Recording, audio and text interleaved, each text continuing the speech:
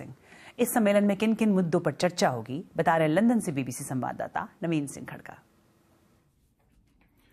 समुद्र से जुड़ी काफी सारी समस्याएं हैं, जैसे कि वैश्विक तापमान में वृद्धि के कारण समुद्र का पानी गर्म होते जाना, उसकी वजह से जो है जलवायु का संकट और गहरा बनते जाना, या फिर प्लास्टिक का प्रदूषण, और फिर जैसे कि मछली या फिर अन्य सी फूड का दोहन जो अनियंत्रित रूप से हो रहा है।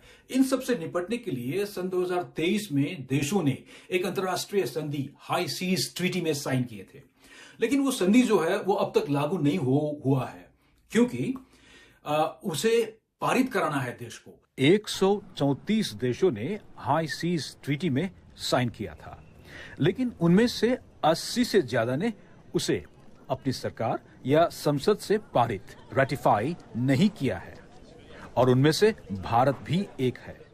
इस संधि को लागू करने के लिए इसे कम से कम 60 देशों द्वारा पारित करना जरूरी है।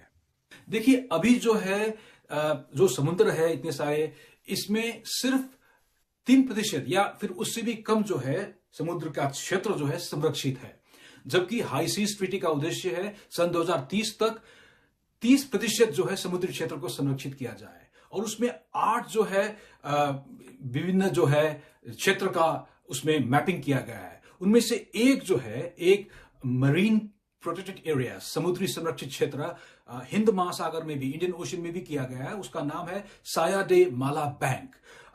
और देखिए, ये इतना इंपॉर्टेंट, इतना महत्वपूर्ण बात है, लेकिन प्रॉब्लम ये है कि पैसा कहां से आएगा, ये है। इस काम के लिए जो है, ये जो समुद्री क्षेत्र को संरक्षण करने के लिए सालाना तकरीबन 16 अरब डॉलर की आवश्यकता है, जबकि अभी सिर्फ 1.5 अरब डॉलर ही उपलब्ध है। और देखिए, समुद्र जो है वो काफी महत्वपूर्ण बात है, क्योंकि हम जो सांस लेते हैं उसमें आधा जो 50% ऑक्सीजन समुद्र से ही आता है, और जो वैश्विक तापमान में जो वृद्धि हो रहा है, जो हीट की बात है ना, तो वो हीट 90% जो हीट है वो समुद्र ही अपने आप में ले लेती है। तो इतनी इंपॉर्टेंट बात के लिए ये जो है ये ट्रीटी है, इसे पारित कराना है, इसीलिए ये जो है ये बैठक यहां हो रहा है।